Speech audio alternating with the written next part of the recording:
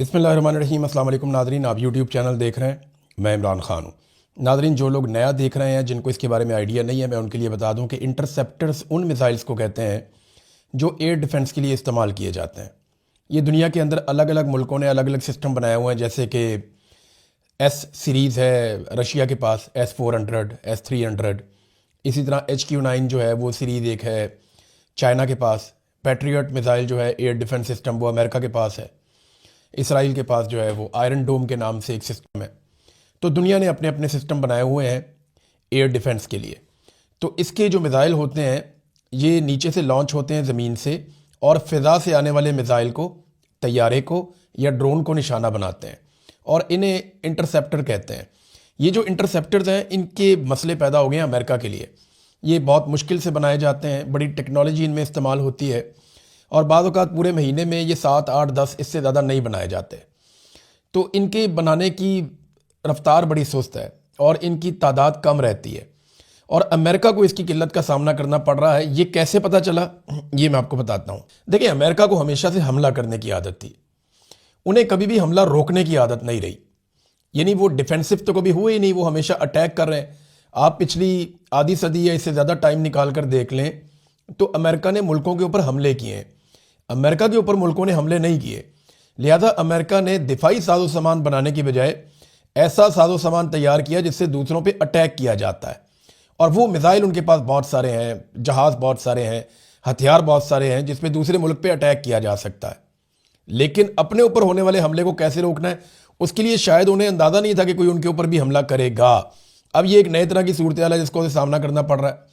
हालात यहाँ तक चले गए हैं कि यूक्रेन के सदर ने स्टेटमेंट दिया, ज़ेलेंस्की, जिसको याद है कुछ अर्सा पहले जब डोनाल्ड ट्रंप नए नए आए थे तो ज़ेलेंस्की को अपने सामने बिठा के जलील किया था कि ये कपड़े तुम कैसे पहन कर आ गए हो, और जनाब मैं तुमसे बात नहीं करता, और बड़ा डांट दिया था ज़ेलेंस्की को, काफ़ी जलील कर दिया था कि अमेरिका तुम्हें मुफ्त में हथियार दे रहा है और ये कर रहा है वो कर रहा है। तो काफ़ी उसकी बेइज्जती की थी। बाद में यूरोपीय यूनियन ने उसका बुरा भी बनाया था। तो उसी ज़ेलेंस्की से अब अमेरिका ने मदद मांगी है। ज़ेलेंस्की ने कहा कि हमसे अमेरिका ने मदद मांगी है और इंटरसेप्टर्स मांगे हैं, यानी दिफाई साजो सामान मांगा है। हम इस सिलसिले में देखेंगे कि ये हमारे लिए ज़्यादा महंगा ना हो तो हम ज़रूर मदद करेंगे। यानी वो कह रहे हैं देखेंगे जनाब, फिर करेंगे मदद। तो क्योंकि यूक्रेन के पास बहुत सारे हथियार जमा है, स्पेशली एयर डिफेंस के हवाले से, तो अब उनसे मदद मांग रहे हैं। इसका मतलब है किल्लत बहुत ज़्यादा हो गई है मिडल ईस्ट के अंदर। इसराइल के लिए अब जो इंटरसेप्टर मिसाइल्स हैं वो कम होते जा रहे हैं। वाइट हाउस की तर्जुमान ने एक स्टेटमेंट दिया, उस तर्जुमान की स्टेटमेंट को देख के भी इसी बात का आइडिया होता है। तर्जुमान ने यह कहा कि साबिक हुकूमत बड़ी बेवकूफ़ और नालायक थी और वो यहाँ पे मुसल्लत रहे। 4 साल तक अमेरिकन हथियार मुफ्त में यूक्रेन को देते रहे, और ट्रंप ने इस पर माजी में बात भी की है। तो वो पिछली हुकूमत पे बरस पड़े कि जनाब इन्होंने यहाँ से हथियार यूक्रेन को क्यों दिए। तो अब इंटरसेप्टर्स की कमी है। वजह यह है कि ईरान के ड्रोन्स ने बहुत सारे इंटरसेप्टर मिसाइल ज़ाया करवा दिए। ड्रोन है आपको पता है $20,000 का, इंटरसेप्टर $1,00,000 से शुरू होते हैं, $4,00,000 तक भी जाते हैं। तो ये बहुत महंगे हैं। अब मिलियंस खर्च किए जा रहे हैं सिर्फ ड्रोन्स को रोकने के लिए। तो ये बड़ी ज़्यादती है, बहुत बुरा हो रहा है अमेरिका के साथ और अमेरिका के इत्तेहादियों के साथ। बहरहाल इसी गुस्से में अमेरिका ने अब शदीद हमले शुरू कर दिए। देखें, दूसरी हिकमत अमली आपके पास क्या होती है, जब आप किसी का हमला रोक नहीं पा रहे होते तो फिर आप बहुत शदीद हमले शुरू कर देते हैं। अब अमेरिका ने जो हमले इस वक्त शुरू किए हैं, 2000 पाउंड वजनी बम वो तेहरान के ऊपर मार रहा है। तेहरान से जो मनाजिर नजर आ रहे हैं वो इंतहाई हौलनाक है। देखिए, तेहरान में लगभग 1 करोड़ लोग रहते हैं, 90 लाख से 1 करोड़ के बीच में तेहरान की आबादी है। गुंजान आबाद इलाका है और बहुत बड़ी आबादी है वहाँ पे इस किस्म के 2000 पाउंड वजनी बमों को मारने का मतलब यह है कि आम शहरियों को मौत के मुंह में धकेलना। अब तक की इतला के मुताबिक 1045 अफराद ईरान के अंदर शहीद हुए हैं, जो आलमी मीडिया पे रिपोर्ट हो रहा है। ये बहुत बड़ी तादाद में शहादतें हैं इतने कम वक्त के अंदर। तो ईरान में बहुत तबाही फैली है, बहुत तेज़ी से बम्बारमेंट की जा रही है ईरान के मुख्तलिफ इलाकों में अमेरिका की जानिब से। अमेरिका और इसराइल चारों तरफ से ईरान को घेर के उसके साथ लड़ रहे हैं और इस वक्त बड़ी खौफनाक तबाही फैला रहे हैं जिसमें सिविलियंस का नुकसान हो रहा है। अक़वाम मुत्तहिदा कुछ नहीं कर रहा, दुनिया के ममालिक कुछ नहीं कर रहे, यूरोपीय यूनियन कुछ नहीं कर रहा, और अमेरिका और इसराइल लगातार खौफनाक हमले कर रहे हैं ईरान के अंदर। दूसरी तरफ ईरान ने अपने नए तरह के ड्रोन्स जो हैं वो इस्तेमाल करने शुरू कर दिए, क्योंकि अमेरिका सटपटा गया, वो बहुत परेशान है। जो शाहिद ड्रोन है ईरान का, जिसकी आप बहुत सारी तस्वीरें और वीडियोस देख रहे हैं, वो लॉन्च हो जाता है, छोटा सा ड्रोन है, वो जाता है, ये खुदकुशी करता है ड्रोन, ये सीधा जाता है, जाके टकराता है और धमाका कर देता है। अब ये ड्रोन जो है, इनकी रफ्तार भी कम थी, इनकी आवाज़ भी बहुत ज़्यादा थी, और ये पहचाने भी जाते थे, पकड़ में भी आ जाते थे। तो ईरान ने ये ड्रोन बहुत बड़ी तादाद में इस्तेमाल किए। लेकिन याद रहे, ये ईरान का वो ड्रोन है जो उनका बेसिक ड्रोन है, जो उन्होंने पहले बनाया था। अब उन्होंने और भी जदीद ड्रोन बना रखे हैं। अब ईरान ने कल के दिन से अपने निस्बतन जदीद ड्रोन हदीद 110 ये निकाले हैं अब, और इनको इस्तेमाल करना शुरू किया है। इनकी रफ्तार भी ज़्यादा है और इनकी शनाख्त भी इतने आराम से नहीं होती, यानी ये पहचान में नहीं आते और ये अपने टारगेट तक पहुंच जाते हैं। तो ये एक नई तरह की मुसीबत, अब एक मुसीबत से जान नहीं छूट रही थी, पिछले ड्रोन भारी पड़े हुए थे, तो ये उससे बेहतर ड्रोन ईरान निकाल कर लाया। लेकिन जो ब्रीफिंग हुई है ना कैपिटल हिल में, ये अमरीकी हुकाम ने ब्रीफिंग दी है सेनेटर्स को, तो उस ब्रीफिंग के अंदर एक बात का एतराफ़ किया है अमरीकी हुकाम ने कि ये जो शाहिद ड्रोन हैं, इनका अभी तक हम कोई हल नहीं निकाल सके। हमें समझ नहीं आ रही कि इनको कैसे रोकना है, क्योंकि ये बहुत कम कीमत के ड्रोन हैं। इनको रोकने के लिए बहुत भारी हमें हथियार इस्तेमाल करना पड़ता है, बहुत कीमती हथियार इस्तेमाल करना पड़ता है, जिसकी किल्लत पैदा हो रही है। तो हमारे पास इसके खिलाफ कोई हिकमत अमली नहीं है, और हमें अंदाज़ा नहीं था कि हमें इतना भारी पड़ जाएगा। ये जनाब वो एतराफ़ कर रहे हैं। ईरान के लिए जो सबसे बड़ा चैलेंज है ना, मैंने पहले भी आपको कहा था, वो अब भी वही है। ईरान को अपनी चेन ऑफ कमांड हर हाल में बरकरार रखनी होगी। ईरान की अगर चेन ऑफ कमांड टूट गई और एक मरतबा ईरानी बिखर गए, तो यहां से फिर अमेरिका और इसराइल का बहुत बड़ा फायदा हो जाएगा। ईरान को हर हाल में अपनी मौजूदा क़यादत को जिंदा रखना होगा, उन्हें बचाना होगा, और एक चेन ऑफ कमांड बरकरार रखनी होगी कम से कम अगले 1 महीने तक, या जब तक ये जंग चलती रहती है। जब तक ये जंग चलती रहेगी और जंग के बाद भी उन्हें हर हाल में अपनी क़यादत को जिंदा रखना होगा और एक चेन ऑफ कमांड को बरकरार रखना होगा। चेन ऑफ कमांड का मतलब यह है कि ऊपर से नीचे तक अहकामात बराह रास्त पहुंचते रहें, यानी जो आखिरी आदमी खड़ा है, जो एक्ट करने वाला है, वहां तक ऊपर से जो अहकामात है उनकी चेन टूटनी नहीं चाहिए। चेन ऑफ कमांड रहनी चाहिए और कंट्रोल रहना चाहिए सिस्टम के ऊपर, इदारों के ऊपर, लोगों के ऊपर, फोर्सेस के ऊपर, और कंट्रोल के साथ पूरी कमांड होनी चाहिए। ये चेन ऑफ कमांड अगर ईरान बचाने में कामयाब हो जाता है तो ये उसकी सबसे बड़ी कामयाबी होगी। ईरान ने कुछ और भी एक्सपोज किया है। इन्होंने बताया जी कि फॉल्स फ्लैग ऑपरेशन टाइप की चीज़ें की जा रही हैं ताकि बाकी मुल्कों को इसराइल और अमेरिका के साथ मिलकर ईरान पर हमला करने के लिए उकसाया जा सके। इस हवाले से कुछ चीज़ें सामने आई हैं, मैं आपके साथ शेयर करता हूँ।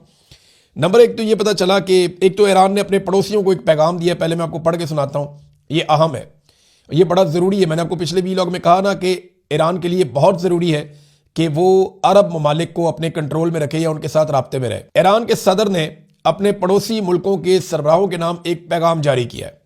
अपने बयान में ईरानी सदर ने कहा कि हम सफारतकारी के जरिए जंग से गुरेज करने की हमने पूरी कोशिश की है। हमने कोशिश की कि मुज़ाकरात हो जाए, सफारतकारी हो जाए, लेकिन सहूनी अमरीकी फ़ौज की जारहियत ने हमारे पास अपने दिफा के सिवा कोई दूसरा रास्ता छोड़ा ही नहीं। यानी हम पे इन्होंने जब अटैक कर दिया, हमें मारना शुरू कर दिया, तो हमारे पास अपना दिफा करने के अलावा दूसरा कोई रास्ता नहीं था। इन्होंने पड़ोसी मुल्कों के सरबराहों को मुखातिब करते हुए कहा कि हम आपकी खुद मुख्तारी का एहतराम करते हैं और हम ये समझते हैं कि खित्ते में अमन व इस्तेहकाम यहाँ की रियासतों की मजमूई कोशिशों से ही हासिल किया जा सकता है। ये बड़ी अक्लमंदी की है। तमाम अरब ममालिक को पैगाम दिया कि हम आपकी खुद मुख्तारी का एहतराम करते हैं, लेकिन हमारे पास कोई रास्ता नहीं था अमेरिका को और इसराइल को जवाब देने के अलावा, क्योंकि उन्होंने हमें दीवार के साथ लगाया। हम तो मुज़ाकरात करना चाह रहे थे, हम तो चाह रहे थे कि सफारतकारी के जरिए से मसला हल हो जाए, लेकिन इन्होंने ऐसा होने नहीं दिया। अब नाज़रीन, जहाँ पे इसकी कुछ तफसील है मैं आपके साथ शेयर करता हूँ। ये मिडल ईस्ट आई ने इसको लिखा है कि Iranian official says Israel carried out some of the drone strikes on Gulf energy sites. वो ये कह रहे हैं कि गल्फ की कोई एनर्जी साइट्स हैं जहां पे ईरानी सोर्सेज ये कहते हैं कि जो हमले किए गए हैं वो इसराइल की जानिब से किए गए।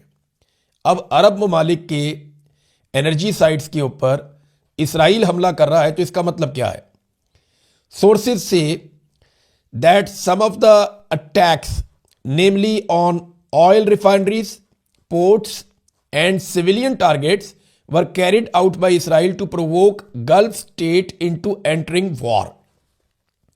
वो कहते हैं जी वो जंग के अंदर घसीट के लाना चाहता है, वो उकसा रहा है इन ममालिक को कि आ जाओ जंग के अंदर। अभी यहां पे इसमें ना कुछ और इंफॉर्मेशन भी आई है हमारे पास। वो इंफॉर्मेशन ये बताती है कि साइप्रस में जो बरतानवी बेस के ऊपर अटैक हुआ था, वहां पे भी ईरान की तरफ से मिसाइल नहीं आया था, यानी वो जो हमला हुआ था वो ईरान की जानिब से नहीं आया था, ये भी कंफर्मेशन हुई है।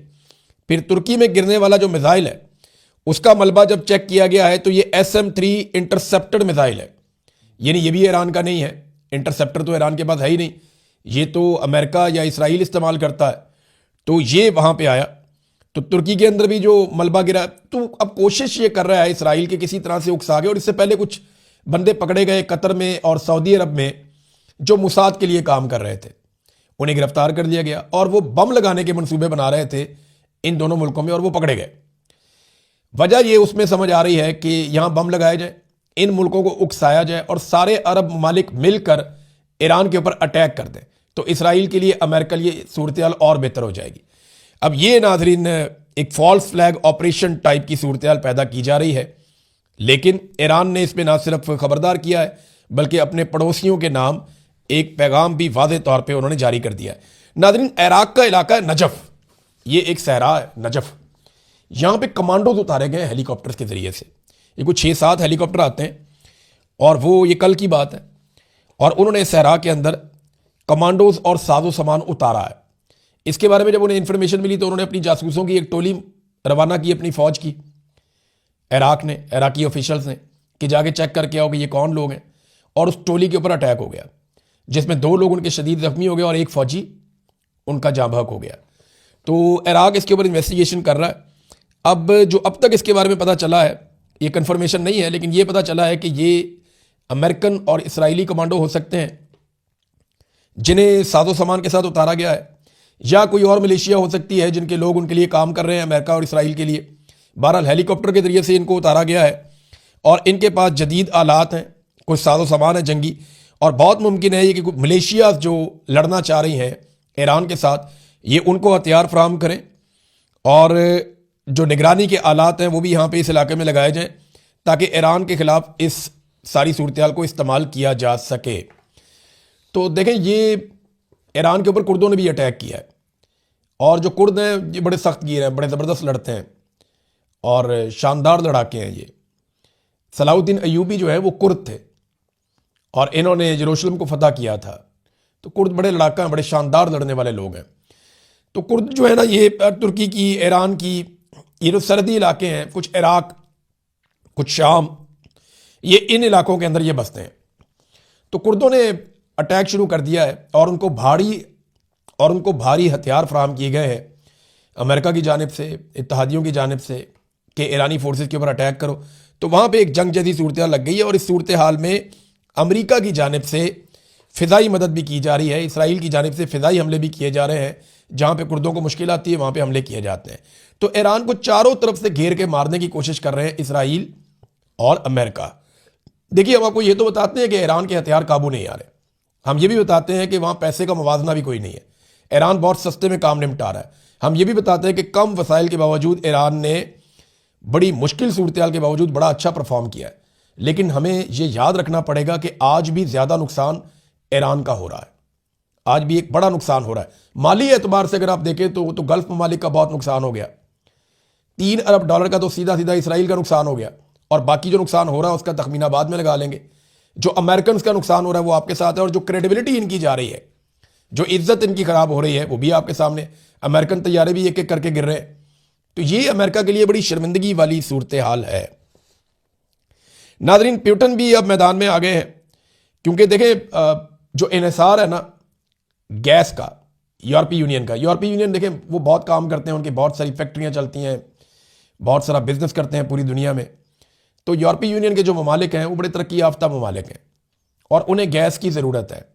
अब वो गैस की ज़रूरत पूरी करते हैं, कुछ नॉर्वे से लेते हैं, कुछ अमेरिका से लेते हैं, कुछ आज़रबाईजान से लेते हैं, वो रशिया से लेते हैं। और रशिया से उन्होंने गैस लेना कम किया था। रशिया की गैस पाइपलाइन आती है बाकायदा यूरोपीय यूनियन तक, रशिया से लेकर। तो रशिया की गैस उन्होंने कोशिश की कि वो कम खरीदे और कतर से गैस लेना शुरू करें, ताकि रशिया को यूक्रेन के साथ लड़ाई करने के बदले में थोड़ा सबक सिखाया जा सके। अब हुआ यह है कि कतर से तो गैस आना बंद हो गई। कतर ने पाकिस्तान के साथ भी अपना मुआहदा मुअत्तल कर दिया। ये पाकिस्तान के लिए एक नई मुसीबत बन गई है। लड़ाई उधर हो रही है, मुसीबत पाकिस्तान के लिए बन रही है, क्योंकि पाकिस्तान ने कतर के साथ 5 अरब और 60 करोड़ डॉलर का एक मुआहदा कर रखा था एलएनजी का, और हर महीने कोई 9 कार्गोज आते थे एलएनजी के, जो हम सप्लाई देते हैं पूरे पाकिस्तान में, कारखानों को भी, फैक्ट्रियों को और आम शहरियों को। तो यही गैस इस्तेमाल होती है पाकिस्तान में। अब हुआ यह है कि कतर ने वो मुआहदा मुअत्तल कर दिया, एक शिक का फ़ायदा उठाते हुए कि नागहानी हालात अगर हो जाएं तो वो मुअत्तल कर सकते हैं। तो उन्होंने मुअत्तल कर दिया, जी हालात ऐसे नहीं है, हमने गैस की प्रोडक्शन कम कर दी है, लिहाजा पाकिस्तान को अब गैस फराहम नहीं की जाएगी। ये पाकिस्तान के लिए एक एनर्जी का बहुत बड़ा क्राइसिस आ सकता है आने वाले दिनों में। हमारी इंडस्ट्री बहुत बुरी तरह मुतासिर हो सकती है। चले इस पर हम बात करते हैं, लेकिन वापस आ जाएं कि क्योंकि जब गैस की कमी पैदा हुई, कतर से गैस नहीं आ रही, तो यूरोपीय यूनियन के अंदर गैस की कीमत एकदम बढ़ गई। अब यहां पे प्यूटन ने दबाव बढ़ाने के लिए ये स्टेटमेंट दिया है और ये मैदान में आ गया प्यूटन भी, और उन्होंने कहा कि उनका मुल्क यूरोप को कुदरती गैस बंद करने पर गौर करेगा ताकि वो यूरोप के मुकाबले में बेहतर मुल्कों को गैस फराहम कर सकें। तो अब जबकि उनको ज्यादा गैस की जरूरत है और रशिया ये धमकी लगा रहा है, तो इसका मतलब क्या है? इसका मतलब यह है कि जो भी यूरोपीय मुल्क ईरान के खिलाफ जंग में जाएगा, वहां से रशिया इनकी गैस बंद कर देगा। तो एनर्जी की जरूरत तो सबको रहती है। आबनाए हरमज के बंद होने से पूरी दुनिया के अंदर रोला बना हुआ है।